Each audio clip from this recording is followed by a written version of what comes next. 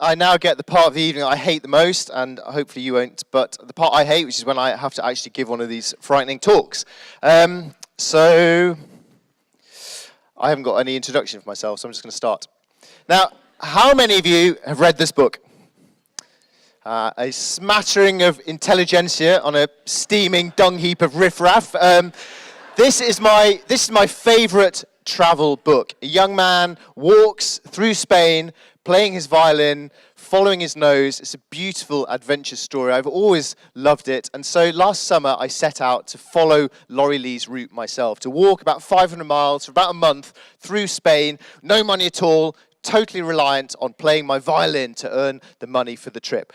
The only small problem is I can't really play the violin. So this was a daunting experience. I've been on quite a lot of expeditions and adventures, and I do them for all the usual reasons. For the challenge, for the dabbling with failure, for the uncertainty, for the risk, for challenging yourself, pushing yourself, the usual sort of stuff. What I noticed, though, is once you've done a lot of these and you start to get competent at it, then a lot of those things decrease. And it seemed to me a good way to get back that sense of being out of my comfort zone, of scaring myself, of risking everything, was to stand up in public and play the violin. The first time I played my violin in public was the first day of the trip. I had no money, everything was down to the violin. It was terrifying.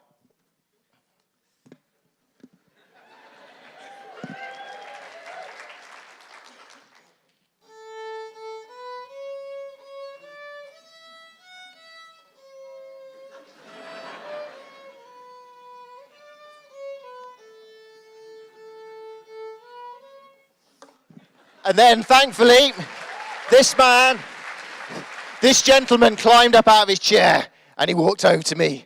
And I thought he was going to say, "Senor, enough." But instead, he reached into his pocket and he gave me a coin. My very first earning. It was such an exciting moment. And more than the coin, really, he gave me hope. With a coin, with a bag of rice, with a bag of hope, I set off to follow my nose, following Laurie Lee's route through the mountains of northern Spain. Just trying to stay up high, having to drop down every so often to get into the villages when I needed to earn some money.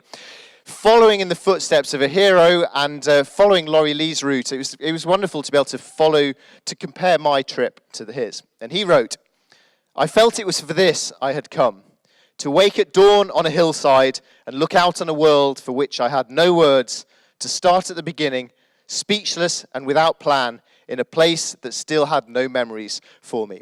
And so walking like that, I'd walk about 20 miles a day, and then in the evening to set up camp, have a swim, eat whatever food I'd managed to earn, eating with great gratitude for whatever I could get, really.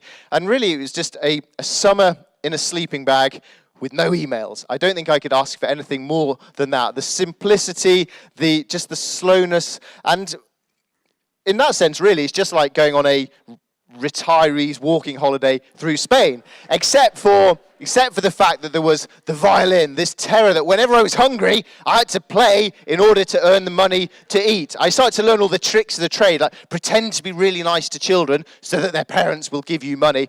Playing in I learned that most people in Spain, mostly, are sleeping most of the time. Villages were nearly always deserted. A small sliver of time at lunchtime, people are out and about. But other than that, no one appears till about 11 o'clock at night, by which time I was knackered after walking all day and just wanted to be asleep. So the logistics of trying to play were hard. I lived on a diet of out-of-date carrots, very cheap, my old favourite of banana sandwiches, and one glorious day, don't ask me why, I was looking in a bin in a park and I found a discarded tub of pork scratchings, the simple delights of life. It was interesting to compare how similar my journey was to Laurie Lee's. We both suffered like mad from the crazy summer heat in Spain. One big difference since Laurie Lee's time, though, is the invention of irrigation sprays. I spent quite a lot of my time naked in cabbage fields enjoying the irrigation sprays in Spain, but the similarities are interesting. I was worried before the trip about people, strangers, the vulnerability. People would laugh at me. People would tell me to go away. But the kindness of people was what made this trip possible. I'm terrible at the violin, despite what you just heard. And people were still helping me out. The kindness of people. I got invited to a street party. They asked me to play my violin. They asked me to stop. I tiptoed off. The absurdity of this, one day I earned 20 euros in one shift. 20 euros is more than any decent man needs in his life. So I spanked it all on chorizo and ice cream. I had a rule that I wanted always to spend my money, so that every day, every new town, I was skint and scared and starting all over again. I'd been looking forward to Segovia with its beautiful aqueduct. I thought, tourist, I'm going to be rich. I'm going to eat a lot of chorizo. Hundreds and hundreds of tourists ignored by absolutely everyone. Everyone except for the police, who booted me out and said, get out of here. And I headed off, grumpy, hungry, and skint, up into the, out of town, up into the Sierra de Guadarrama mountains, which was my favorite part of the whole journey. To walk through these rugged mountains, beautiful pools to swim in, the cool mountain air, and to be somewhere where no one on earth knows where I am. It's one of my favorite things, is to be self-sufficient in a wilderness like that. And from there on towards Madrid, and the end of my journey. I did one final busk to earn the money for a beer. I lavishly threw down all the rest of my change as a tip. I began the journey with nothing. I earned 120 euros. I ended the trip with nothing. It was not an epic journey. I didn't set any world records. It wasn't particularly a big deal. Except for me, if adventure, on a personal level, if adventure is about doing something new and frightening and risky, but that's exciting and fun, then this is one of the best adventures I've ever had.